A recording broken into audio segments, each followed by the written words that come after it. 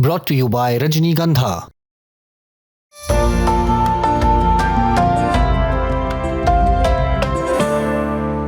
US के defence secretary पीट हेग्सेट ने आज यानी 8 अप्रैल को वॉशिंगटन के एक प्रेस कॉन्फ्रेंस में कहा कि ईरान अब कमज़ोर हो गया है और उसने सीज फायर के लिए हामी इसीलिए भरी क्योंकि उनके पास ऑप्शंस अब नहीं बचे हैं। उन्होंने और कई बड़े बड़े दावे किए हैं। क्या कहा है हमारी साथी नेहा धीमान हमें बताएंगी। नेहा प्लीज बताइए। देखिए आकांक्षा, ये एक जॉइंट प्रेस कॉन्फ्रेंस थी जिसमें यूएस डिफेंस सेक्रेटरी तो मौजूद थे ही, पीट हेग्सेट। इसी के साथ साथ इसमें जनरल डैन केन भी मौजूद थे जो यूएस आर्मी के जॉइंट चीफ है। दोनों की ही तरफ से कई बड़े दावे इस प्रेस कॉन्फ्रेंस के माध्यम से किए गए हैं। देखिए, सीज फायर जब से ऐलान हुआ है सीज फायर का, उसके बाद से लेकर ये कयास लगाए जा रहे हैं कि इसमें दोनों पक्षों में कौन ऊपर है, कौन जीता है या किसको इससे क्या मिला है। क्योंकि एक दिन पहले ही ट्रंप ये दावा करते हैं कि वो ईरान की पूरी सभ्यता खत्म करने वाले हैं और उसके बाद से सीज फायर का ऐलान आ जाता है। तो इसमें देखा जा रहा है कि अमेरिका जिसने ये जंग पूरी एक तरह से शुरू की थी, क्या उसको एट द एंड इस जंग से कुछ मिला भी है या नहीं मिला है।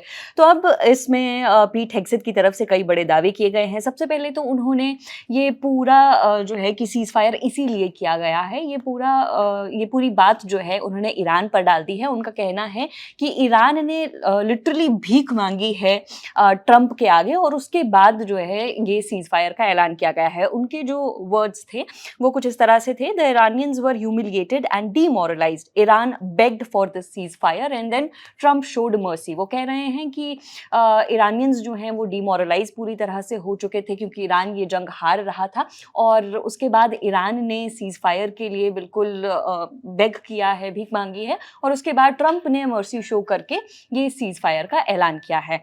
पहले तो ये उन्होंने कहा, उसके बाद उन्होंने मिलिट्री को लेकर और ईरान की नेवी को लेकर भी बड़े बड़े दावे किए हैं।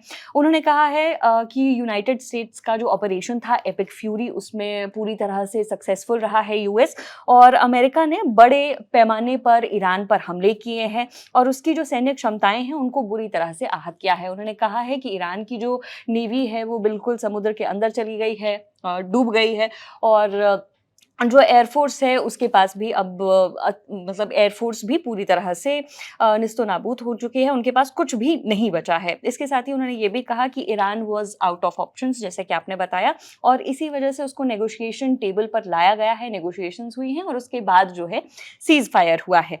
इसके अलावा उन्होंने बताया कि अमेरिका ने जो कैपेबिलिटीज़ थी अमेरिका की उसका सिर्फ 10% ही यूज़ किया, लेकिन फिर भी ईरान के जो हालात हैं वो पूरी तरह ख़राब हो गए। साथ ही उन्होंने एक दिन पहले की भी बात की है कि 7 अप्रैल की रात को क्या-क्या हुआ। तो उसमें उन्होंने बताया कि एक साथ अमेरिका ने 800 से ज़्यादा एयर स्ट्राइक्स जो हैं ईरान पे की है और 800 ये एयर स्ट्राइक्स जो हुई हैं उसमें बहुत नुकसान पहुंचा है ईरान को। ईरान के औद्योगिक जो ढांचा था वो पूरी तरह से नष्ट हो गया, कई फैक्ट्रियाँ बर्बाद हो गई और कई जो इंफ्रास्ट्रक्चर था जो ईरान का वो भी बुरी तरह से प्रभावित हुआ है और इसी के बाद से ईरान नेगोशिएशंस के लिए माना है। साथ ही उन्होंने एक जो इस पूरी कॉन्फ्रेंस का सबसे बड़ा बयान जो देखा जा रहा है वो मुज्तबा खामेनेई को लेकर था। उन्होंने कहा जो ये 800 एयर स्ट्राइक्स की है ठीक एक दिन पहले, उसमें मुज्तबा खामेनेई भी बुरी तरह से घायल हुए हैं। ये भी दावा पीट हेग्सेट की तरफ से किया गया है, वो बुरी तरह से घायल हुए हैं और फिर ये नेगोशिएशंस हुई है। साथ ही उन्होंने न्यूक्लियर पावर को लेकर भी देखिए, क्योंकि पूरा जो मसला था वो एक तरह से यूरेनियम को लेकर भी था, तो उसको लेकर उन्होंने कहा है कि जो ईरान के पास यूरेनियम है उसके बारे में हमको बिल्कुल पूरी तरह से जानकारी है कि ईरान के पास कितना यूरेनियम है, वो या तो ईरान हमको खुद से सौंपेगा और अगर ईरान खुद से नहीं सौंपता है तो उसको यूएस जो है वो लेकर ही रहेगा। ये भी उन्होंने ये बात कही है कि US will take it out, जो भी यूरेनियम ईरान के पास है। ये कुछ बड़ी बातें जो हैं उनकी प्रेस कॉन्फ्रेंस में थी। ओके, उन्होंने स्टेट ऑफ हॉर्मुज को लेके भी कुछ कहा। जी आकांक्षा, स्ट्रेट ऑफ हॉर्मुज को लेकर भी इसमें एक बात उन्होंने कही है। उन्होंने कहा है कि स्ट्रेट ऑफ हॉर्मुज अब पूरी तरह से ओपन है और ईरान जो है इस ट्रांजिट से शिप्स को पास करने देगा और इसमें कोई भी रोक टोक नहीं होगी। इस तरह की सहमति भी इस सीज फायर में बनी है। हालांकि अभी टेम्पररी सीज फायर है, जैसा कि हम सभी जानते ही हैं, अभी टेम्पररी ट्रूस इसको लगातार वो अपनी प्रेस कॉन्फ्रेंस में भी बार-बार ये कहते हैं कि ये सिर्फ एक टेम्पररी ट्रूस है, अगर ईरान की तरफ से या कुछ भी ऐसा होता है, कुछ भी खराब होता है तो बहुत ही फ्रेजाइल ये ट्रूस होने वाला है और ये टूट भी सकता है। इस तरह के संकेत भी उन्होंने दिए हैं। साथ ही उन्होंने कहा है कि अब पूरी तरह से खुल गए, लेकिन यूएस मिलिट्री जो है वो पूरी तरह से चेक रखने वाली है स्ट्रेट ऑफ हॉर्मुज़ पर, यूएस मिलिट्री वहाँ से हटने नहीं वाली है।